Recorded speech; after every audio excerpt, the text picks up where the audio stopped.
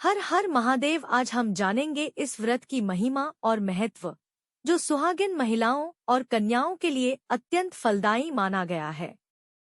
हरतालिका तीज एक पावन त्योहार है और इस वर्ष हरतालिका तीज 26 अगस्त को है।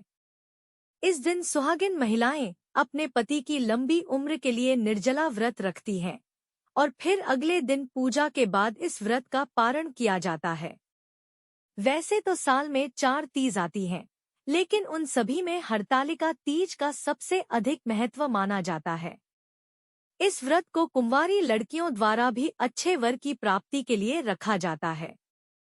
उत्तर भारत के कई राज्यों में इस दिन मेहंदी लगाने और झूला झूलने की भी प्रथा है। इस त्योहार की रौनक विशेष तौर पर उत्तर प्रदेश के पूर्वांचल और बिहार में देखने को मिलती है।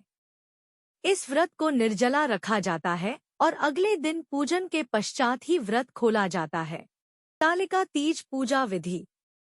1. हरतालिका तीज पर व्रत रखकर भगवान शिव और माता पार्वती की विधि विधान से पूजा अर्चना करनी चाहिए।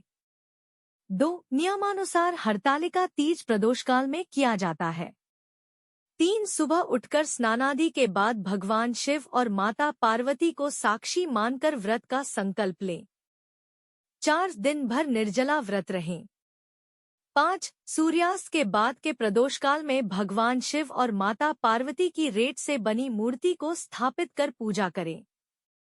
पूजा की दौरान सुहाग की सभी वस्तुओं को माता पार्वती को अर्पित करें। हरतालिका तीज की कथा सुने व आरती करें। हरतालिका तीज व्रत कथा।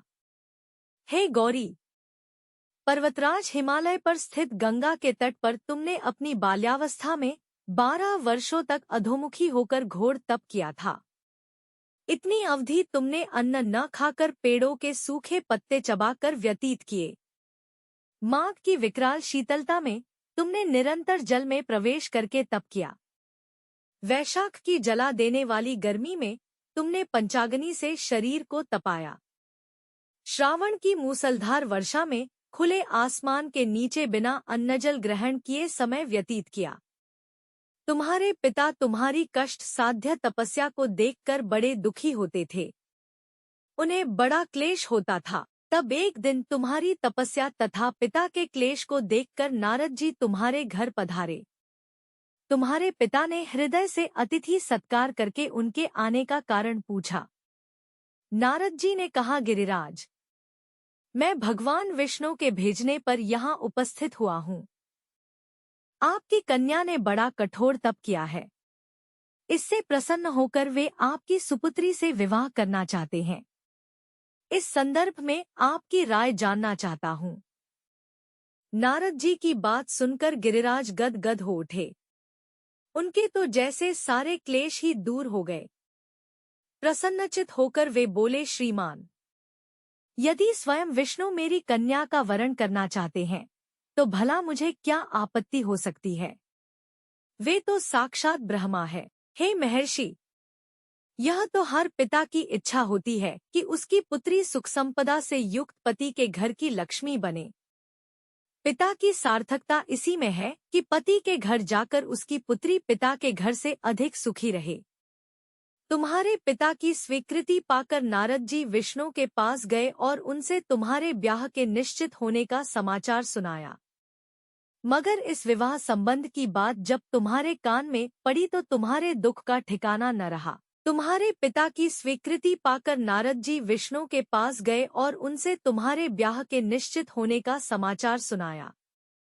मगर इस विवाह संबंध की बात जब तुम्हारे कान में पड़ी तो तुम्हारे दुख का ठिकाना न रहा।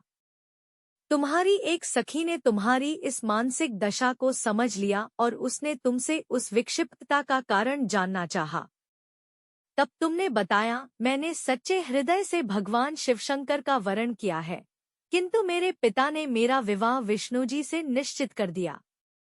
मैं विचित्र धर्म संकट में हूँ। अब क्या करूं? प्राण छोड़ देने के अतिरिक्त अब कोई भी उपाय शेष नहीं बचा है। तुम्हारी सखी बड़ी ही समझदार और सूझबूझ वाली थी। उसने कहा, सखी, प्राण त्यागने का इसमें कारण ही क्या है? संकट के मौके पर धैर्य से काम लेना चाहिए। नारी के जीवन की सार्थकता इसी में है कि पति रूप में हृदय से जिसे एक बार स्वीकार कर लिया, जीवन पर्यंत उसी से निर्वाह करें। सच्ची आस्था और एक निष्ठा के समक्ष तो ईश्वर को भी समर्पण करना पड़ता है। मैं तुम्हें घनघोर जंगल में ले चलती हूँ, जो साधना स्थली भी हो और जहाँ तुम्हारे पिता तुम्हें खोज भी न पाएं। वहाँ तुम साधना में लीन हो जाना। मुझे विश्वास है कि ईश्वर अवश्य ही तुम्हारी सहायता करेंगे। तुमने ऐसा ही किया। तुम्हारे पिता तुम्हें घर पर न पाकर बड़े दुखी तथा चिंतित हुए। वे सोचने लगे कि तुम जाने कहाँ चली गई। मैं विष्णु जी से उसका विवाह करने का प्रण कर चुका हूँ।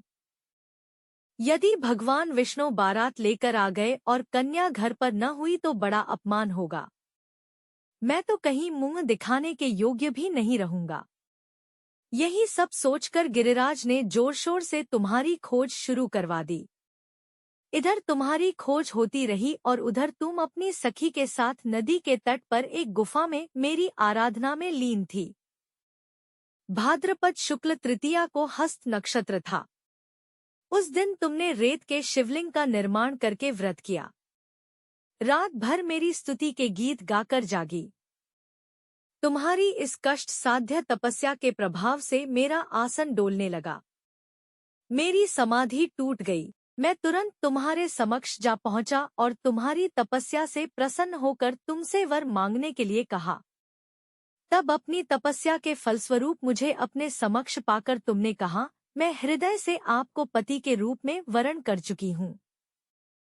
यदि आप सचमुच मेरी तपस्या से प्रसन्न होकर आप यहाँ पधारे हैं, तो मुझे अपनी अर्धांगिनी के रूप में स्वीकार कर लीजिए। तब मैं तथास्तु कहकर कैलाश पर्वत पर लौट आया। प्रातः होते ही तुमने पूजा की समस्त सामग्री को नदी में प्रवाहित करके अपनी सहेली सहित व्रत का पारणा किया। उसी समय अपने मित्र बंधु व दरबारियों सहित गिरिराज तुम्हें खोजते खोजते वहां आप पहुंचे और तुम्हारी इस कष्ट साध्य तपस्या का कारण तथा उद्देश्य पूछा। उस समय तुम्हारी दशा को देखकर गिरिराज अत्यधिक दुखी हुए और पीड़ा के कारण उनकी आंखों में आंसू उमड़ आए थे। तुमने उनके आंसू पोंछते हुए विनम्र स्वर में कहा, पिताजी, मैंने अपने जीवन का अधिकांश समय कठोर तपस्या में बिताया है। मेरी इस तपस्या का उद्देश्य केवल यही था कि मैं महादेव को पति के रूप में पाना चाहती थी। आज मैं अपनी तपस्या की कसौटी पर खरी उतर चुकी हूँ।